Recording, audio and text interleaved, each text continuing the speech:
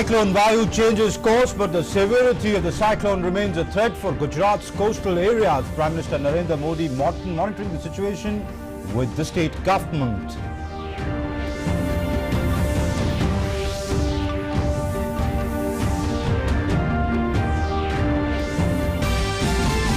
Prime Minister arrives in Bikshek to attend the Shanghai Cooperation Organization Summit or the SCO Summit. Prime Minister Modi will also hold bilateral meetings with Russia's President Vladimir Putin and China's President Xi Jinping on the sidelines of the summit.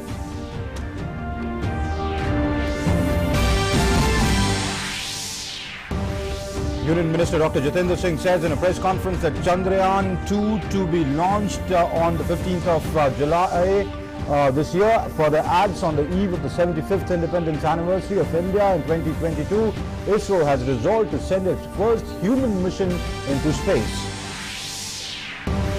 Indian Air Force search teams reached the AN-32 crash site. The team does not find any survivors. The Indian Air Force pays tributes to the brave air warriors who lost their lives during the crash. Finance Minister Nirmala Sitharaman chairs the pre-budget meeting with capital market and financial sectors. Sitharaman will present her first budget on the 5th of July. MOS of Finance Anurag Thakur also present in the meeting. West Bengal Governor Kesrinath Tripathi calls all-party meeting over post-election violence in the state. BJP leaders blame TMC and its leader Mamta Banerjee for political violence in the state. And in sports, India and New Zealand to play their World Cup 2019 league encounter at Trent Bridge today. Both teams boasting an all-win record so far. Hello and welcome to the newscast. The severity of Cyclone Vayu remains a threat for Gujarat's coastal areas, even though it has changed course and is unlikely to make landfall in the state. According to IMD's latest report, Cyclone Vayu, located near to 20.5 degrees north and 69.3 degrees east, is 120 kilometers southwest of Veraval and 120 kilometers south of Porbandar. It is moving northwestwards and has started skirting the Saurashtra coast. Heavy rainfall is likely to continue over the coastal areas during the next 3 hours. The Coast Guard, the Army, the Navy, the Air Force and the Border Security Force has been put on high alert. Around 52 teams of the National Disaster Response Force and 11 columns, each having around 70 personnel of the Army, have been deployed in the coastal districts. Beside 24 Army columns have been kept reserved for any emergency situation.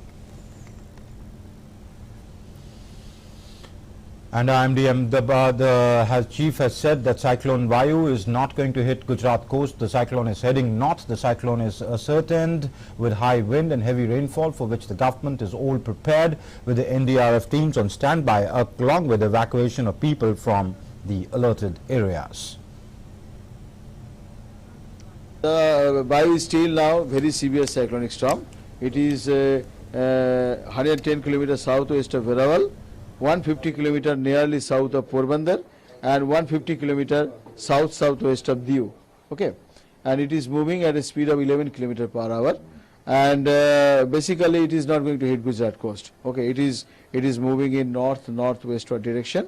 However, the inclement weather is already there. You know, it is already started raining in Amreli, Diu, Kir Somnath, Junagadh, Porbandar, Dwarka, Rajkot, Jamnagar. Somewhere it is moderate rainfall, somewhere it has started, and everywhere the sky is overcast. And let's listen to what the Met Office in Delhi is telling on the cyclone Vayu. वायु cyclone अभी उनका intensity के बारे में बोलते हैं तो वो वेरी सीवियर साइक्लोनिक स्टॉर्म है और अभी वो नॉर्थ ईस्ट अरेबियन सी में एंट्री कर चुका है और वो कोस्ट से अप्रोक्सीमेटली 100 and 150 किलोमीटर के अंदर है गुजरात कोस्ट से. Mainly it is this Gir Somnath, then DU, Junagadh, Porbandar, देवभूमि, द्वारका, ये सब डिस्ट्रिक्ट्स को मैक्सिमम असर रहेगा. And the government's alertness for cyclone Vayu continues with the same intensity. People are being evacuated to safe places. The NDRF and local police is on alert. Our correspondent C. Senthilrajan took stock of the situation in Veerawal beach.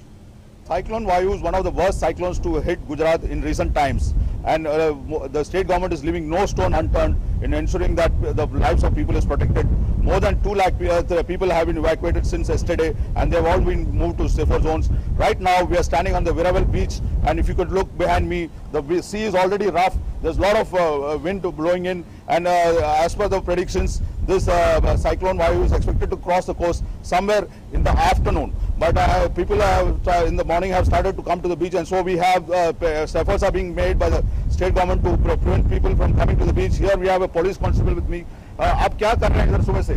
Sir मैं यहाँ जो collector साहब का जाहिरनामा है यहाँ पर वो 12 तारीख से 19 तारीख तक जो 19 तारीख तक का जो साइक्लोन का जो असर है वावाजोड़ा का, उसमें आम पब्लिक है जो सेल्फी लेने आते हैं उसको रोकते हैं, और यहाँ का पब्लिक को दरिया के पास नहीं जाने देते। 2-3 दिन से पूरा पुलिस बंदोबस्त और एनडीआरएफ के साथ और एसआरपी पूरी के साथ सभी और राहत कार्य में सभी जुटे हुए हैं। It is men like this who are on the ground who have been working almost last 3 days 24/7 to ensure that all the people who are in the low-lying areas are being evacuated. And I must tell you that and I appeal to all our viewers that people who are living in the cyclone areas should stay indoors. Even today morning there were a large number of people who had come over to the beach to see the sea, but the policemen here have stopped them and sent them back. So in this backdrop, it is requested that all the viewers who are watching DD News in the cyclone affected areas, please stay indoors till the cyclone crosses the coast. All right, that was our correspondent C. Senthilrajan reporting from Veerawal on cyclone Vayu, which is now, according to the latest news, not hitting the Gujarat coast. And meanwhile, Prime Minister Narendra Modi has arrived in Bishkek, the capital of Kyrgyzstan, to participate in the 19th Shanghai Cooperation Organization Summit. Prime Minister Modi will be addressing the plenary session of the SCO Summit, where he will be presenting his vision for the regional cooperation and development through SCO Forum.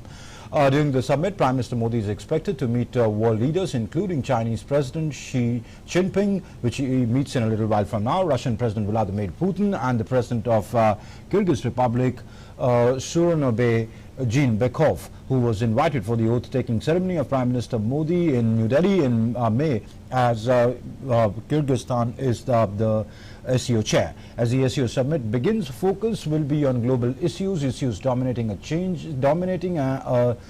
and unstable world order, how this alliance of the East can act as a factor of stability.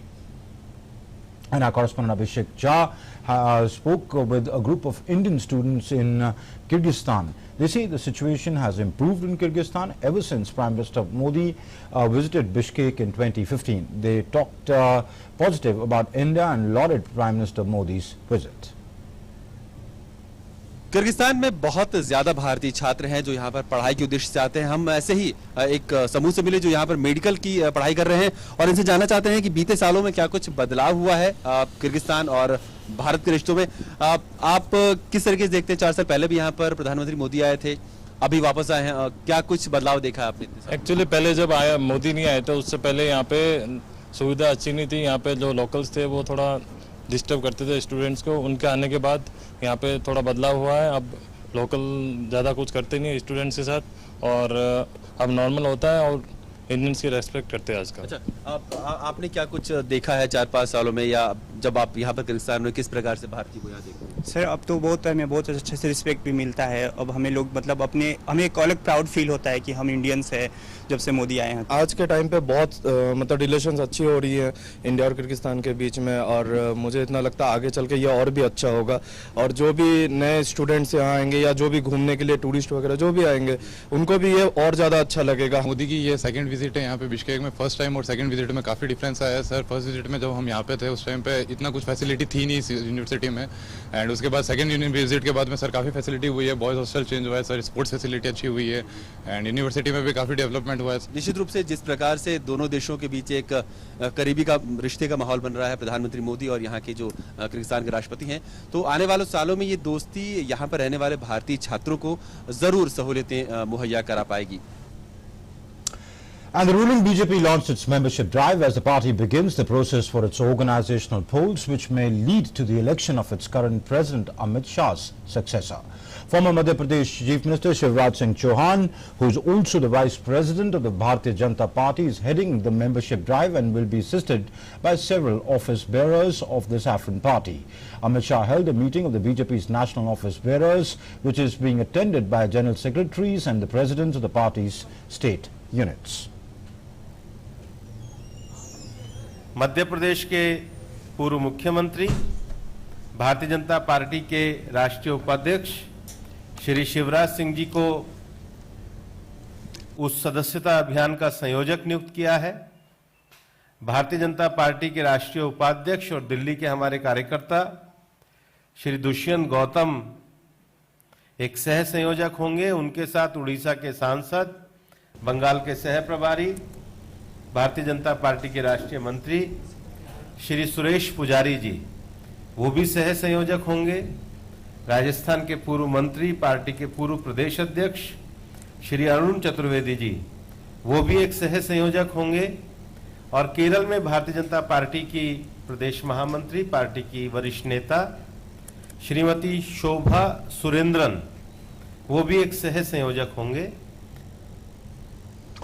And West Bengal Governor K.C. Nath Tripathi has called for an all-party meeting today as the post-poll violence continues to keep the state on the edge.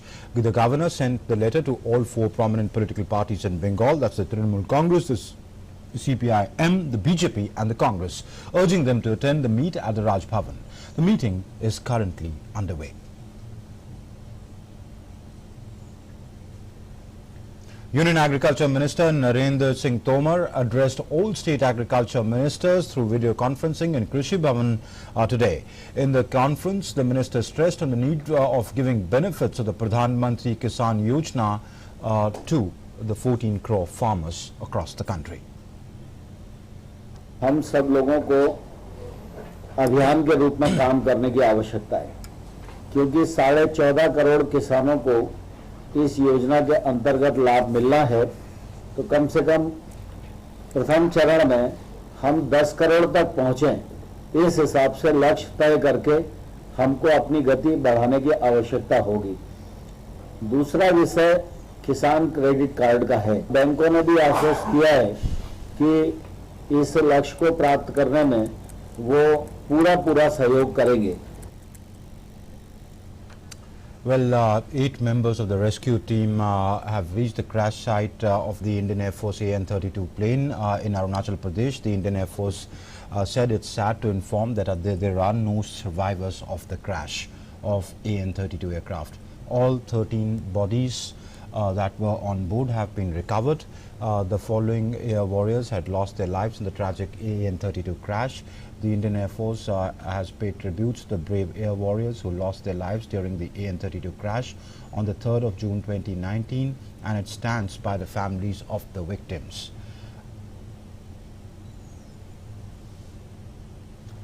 Well, Finance Minister Nirmala Sitharaman met with representatives from the financial sector and the capital market as part of pre-budget discussions. Deepening of the bond market, NPA issues of banks, strengthening of capital markets were some of the items on the agenda. Major PSU and private banks along the representatives from capital markets made their suggestions to the finance ministry officials. Liquidity concerns in the non-banking financial companies and possible solutions were part of the recommendations from the industry bodies. Government is aware and acknowledges that yes, there is a liquidity issue with the NBFC sector. So as an industry body, one, we clarified that we see it more as a growth perspective rather than a solvency issue, because whatever problems some of the NBFCs have faced, all those NBFCs are long-term financing players. और उस तरह के जो है the NBFCs are only handful, below 10 in number. So this is not a representative picture of the sector. Sector को growth को लेके issue है because there is no money available, and this is not only our growth, this is reflecting in the growth of the automobile sector, MSME sector, consumer goods, where credit is not going in the market. And let's go over now to my correspondent Senthil Rajan, who joins us from Porbandar. He's at a relief camp. Senthil, the good news is that Cyclone Vayu is unlikely to make a landfall in Gujarat, but authorities are still on alert. Give us a sense of what the situation is in Porbandar, where you are. I understand you are at a relief camp.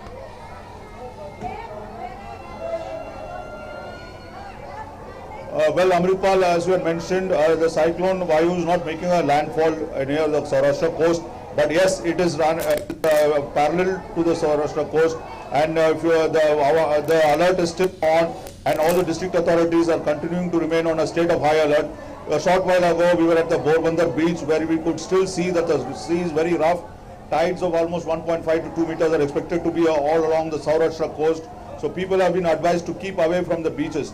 And especially there is rains continuously in all the affected areas, the affected districts along the Saurashtra coast, and so people have been evacuated to relief camps like this. If you are, so a total of nearly 3 lakh people have been evacuated since the cyclone.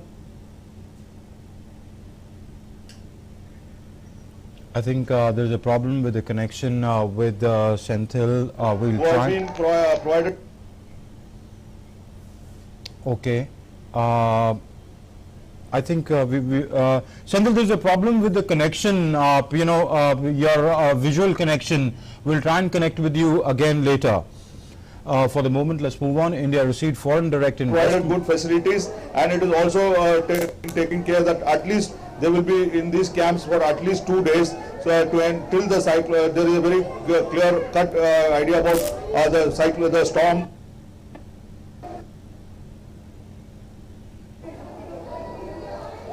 Okay. Senthil, there's a problem with the connection. We'll come back to you for the moment. Let's move on. India received foreign direct investments worth $42 billion in 2018, helped by robust inflows in manufacturing, communication and financial services, a United Nations trade report said on Wednesday. In South Asia, the FDI inflows increased by 3.5% to $54 billion, and India attracted over 77% of the total foreign direct investments that came to the region. Investment in India saw strong inflows in manufacturing, communication, financial services and cross-border merger and acquisition activities. Union Minister Dr. Jitendra Singh informed the media that Chandrayaan-2 will be launched on the 15th of July. He further added that on the eve of the 75th independence anniversary of India in 2022, ISRO has resolved to send its first human mission into space. On the eve of the 75th independence anniversary of India in 2022, ISRO has resolved to send its first human mission into the space.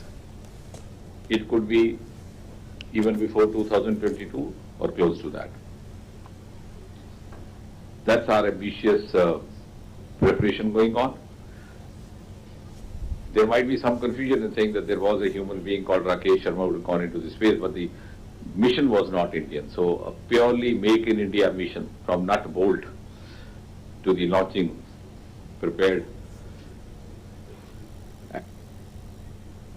In Srinagar, a wreath-laying ceremony for CRPF Jawans who lost their lives in the Anantnag terror attack was held today. 5 CRPF Jawans attained martyrdom in a hit-and-run attack by terrorists in South Kashmir's Anantnag district yesterday. One terrorist was also killed in the retaliatory action by forces, and the body recovered along with one AK weapon. Motorcycle-borne terrorists fired upon troops of the CRPF and J&K police who were on patrolling duty in the evening in Chi Gali area. Meanwhile, Al-Omar Mujahideen outfit has claimed responsibility for the attack.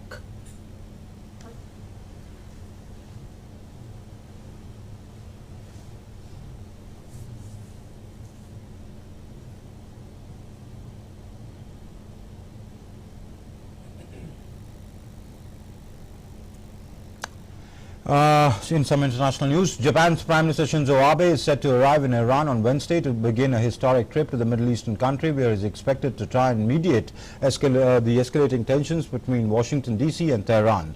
Abe's two-day visit is the first to Iran for a Japanese premier since the Takeo Fukuda visit in 1978. So after the revolution, the Iranian revolution in 1979, in which the Shah was overthrown by Ayatollah Khomeini, no Japanese prime minister has ever visited, or sitting prime minister has ever visited Iran. Prime Minister Modi held a bilateral meeting with Chinese President Xi Jinping on the sidelines of the SCO summit in Bishkek. This is just coming in. So these are visuals that you see of that meeting with President Xi that Prime Minister held. The Prime Minister reached this afternoon in Bishkek. He's just held this meeting with President Xi and his delegation. We can see the Prime Minister accompanied by the Foreign Secretary and Joint Secretary in the Prime Minister's office, also other officials, National Security Advisor Ajit Doval. So the Prime Minister held this meeting with President Xi, a historic meeting on the sidelines of the SCO summit a little while back. Prime Minister is also scheduled to meet President Vladimir Putin of Russia later today. He'll also meet the Kyrgyz president. Kyrgyzstan, remember, is the chair of the SCO this year.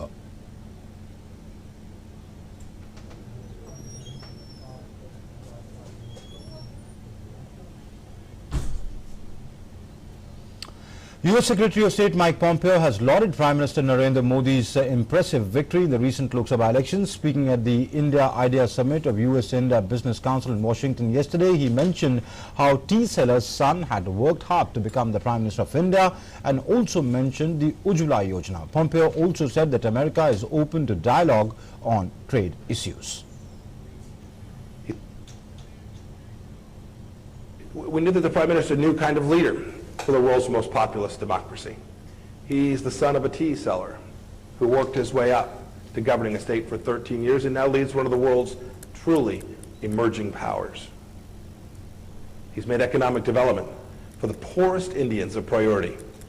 And indeed, millions who once went without light bulbs now have electricity, and millions who lacked cook stoves now have them. It's interesting. It's interesting that young Indians constituted one of the Prime Minister's largest voting blocs, one of his biggest groups of support in this most recent election. I think that tells you something. I think it tells you something that Indian voters think Prime Minister Modi can and will open up a new, more prosperous future for each of them. As Prime Minister Modi said in his latest campaign, he said, Modi high to Mumkin high. Modi makes it possible. I'm looking forward to exploring what's possible between our two people. And Mike Pompeo also picked up Bharati Janata Party's election slogan, Modi hai to mumkin hai. We just heard him praise PM Modi. And the overnight early morning rain delayed the start of the World Cup match between India and New Zealand in Nottingham. The covers were removed after the rain stopped, with ground staff at the Trent Bridge working hard to dry the playing surface. The toss is also delayed because of rain. Both teams are in the stadium waiting for the match to start.